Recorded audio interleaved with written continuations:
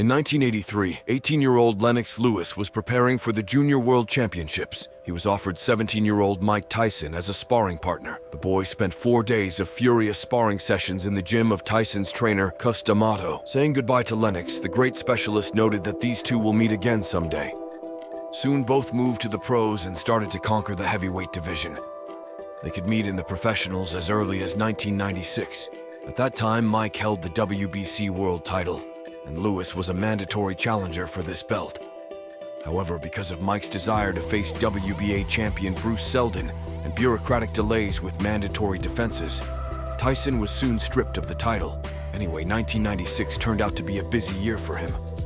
But he still won the WBA belt by defeating Bruce Seldon. And in the same year, he suffered his first defeat to Evander Holyfield. On the background of losing the title, Mike became uninteresting to Lewis, who in February 1997 became the WBC champion. And for a while, about the face-to-face fight, boxers forgot. The theme of the confrontation between the two great heavyweights of the era returned in 2002.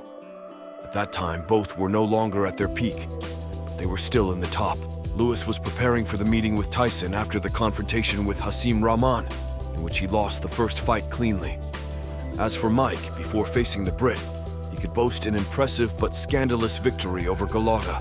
Later, the fight was declared a failure due to a positive doping sample of the American, as well as success in a fight with the middleweight from Denmark, Brian Nielsen.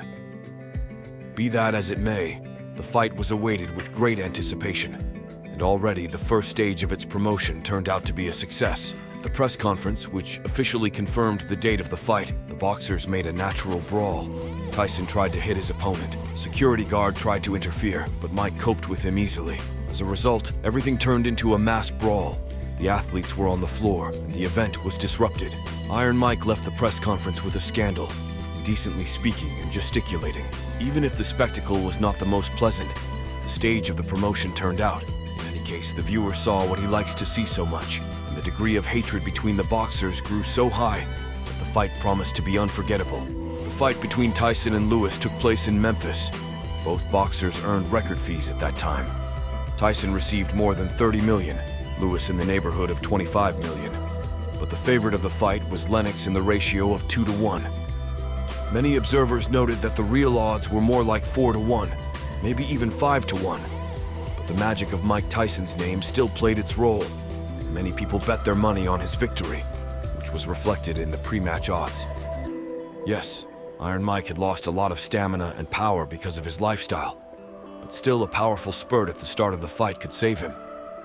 With the opening gong, it was clear that this was the plan he would follow. Mike was rushing forward, throwing himself at the long-armed Briton and trying to catch him off guard with strikes. Several times Tyson did hit, but in general, Lennox either met his opponent competently or hovered over him, taking away his strength, which was already limited. The most memorable episode of the first round was a left hook performed by Tyson. However, rather quickly it became clear that Mike's resources would not be enough for long. Already in the middle of the second round, the American began to slow down, while Lewis began to fire at Tyson in those moments when Iron Mike tried to start attacking.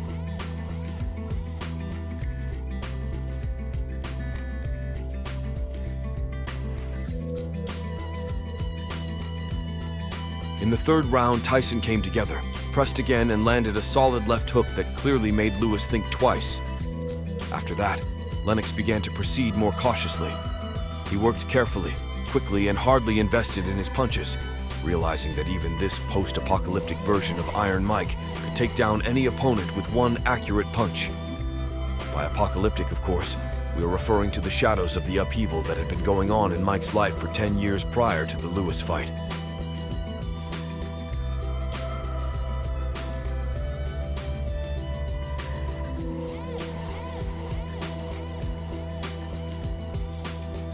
Lewis piled on Tyson after his attack in the fourth round and he went down.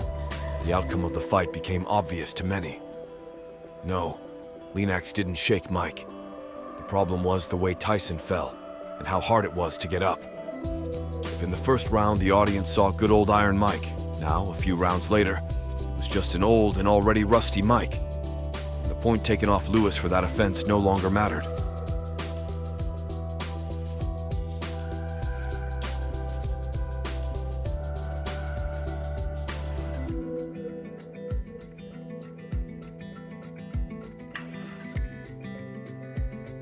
In the fifth round, Lewis operated mostly with quick and light jabs, very rarely using his right hand. Such excessive caution made Lennox's trainer Emmanuel Stewart really furious. Ridiculous, you got a dead man in front of you, and you still do this. Just let that shit go. This fight is all over. You gonna fuck around and let it catch you with some shit if you don't watch. As Lewis later recalled, he had injured his hand and wanted to let it rest for a couple of rounds. But he didn't dare to tell his trainer about it when he yelled at him and even started hitting him in the chest, and even one of his seconds had to intervene, ask Stewart to stop hitting his boxer. The coach's scolding took its toll. Lewis stopped taking care of both his arm and his opponent. From that moment on, the fight turned into a masterclass in the performance of one boxer and a demonstration of the willpower of the other. Mike Tyson held on only on moral and willpower. He was exhausted and began to miss really heavy punches.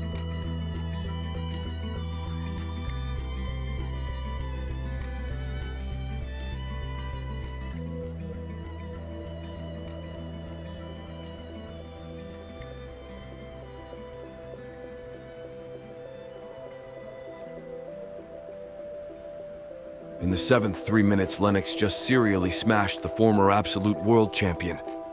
Many of Mike's fans must have had tears in their eyes.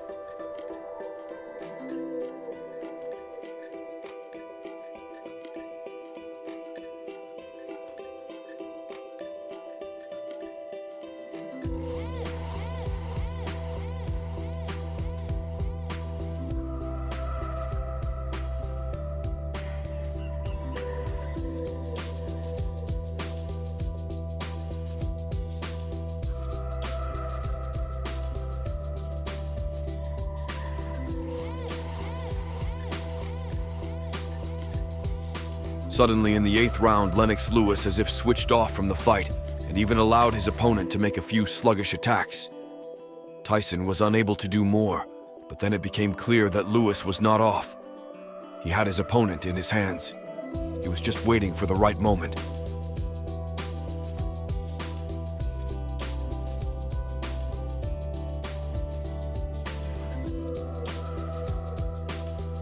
Despite the fact that Tyson didn't touch the floor, and technically the ref had no right to open the score, he still did, counting the knockdown and giving Mike some time to recover. But that only delayed the inevitable. A little less than a minute later, an accurate right punch to the chin of the Briton put an end to one of the loudest and most box office rivalries in boxing history. Many people were sad to see Mike Tyson defeated. People wanted to believe in a miracle that Iron Mike would suddenly become the same, if only for one night. But that Iron Mike irrevocably remained in the 80s of the previous century. The current Tyson got a fight with Lewis, who at the time was without question the best heavyweight in the world just because of his name. As for Lennox, for him this victory was perhaps the most enjoyable of his career, although he didn't face much competition. The 90s gave boxing fans a lot of spectacular fights, and the pragmatic style of the Brit was heavily criticized. On top of that, he was an outsider to Americans. Because of his style, many in the US left his actual boxing level and fighting character in doubt. Before the fight, they said that Lewis didn't have the guts, and that even Tyson would throw him off the throne. In fact, it turned out differently. Lewis beat and knocked out someone who in the eyes of the mass public was a real monster. A monster who said on live TV that he wanted to eat Lewis's children. But as it often happens, all the negativity burned away in the semi-fight. After the fight, Tyson paid tribute to his opponent and almost thanked God for staying alive. And to finish the story about this fight, we would like to end with the shots, where once ruthless Mike Tyson wipes the sweat from the face of Lennox Lewis with his hand.